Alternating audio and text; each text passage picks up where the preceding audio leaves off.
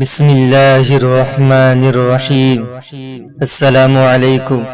ایک نیک اور مالدار شخص نے اپنا قصہ لکھا ہے کہ ایک دن میرا دل بہت بے چین ہوا، ہر چند کوشش کی کہ دل بہل جائے، پریشانی کا بوجھ اترے اور بے چینی کم ہو، مگر وہ بڑھتی ہی گئی۔ بالآخر تنگ آ کر باہر نکل گیا اور بے مقصد ادھر ادھر گھومنے لگا۔ اسی دوران ایک مسجد کے پاس سے گزرا تو دیکھا دروازہ کھلا ہے، فرض نمازوں میں سے کسی کا وقت نہیں تھا۔ میں بے ساختہ مسجد میں داخل ہوا کہ وضو کر کے 2-4 رکعت نماز ادا کروں، ممکن ہے دل کو راحت ملے۔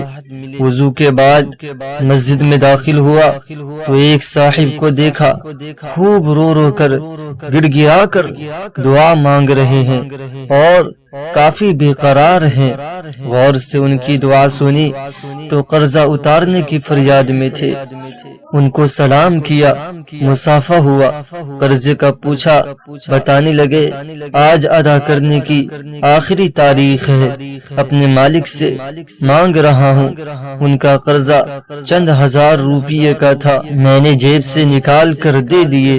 ان کی آنکھوں سے آنسو جھلک پڑے اور میرے دل کی بے چینی سکون میں تبدیل ہو گئی۔ میں نے اپنا کارڈ نکال کر پیش کیا کہ آئندہ جب ضرورت ہو مجھے فون کر لینا، یہ میرا پتہ ہے اور یہ میرا فون نمبر۔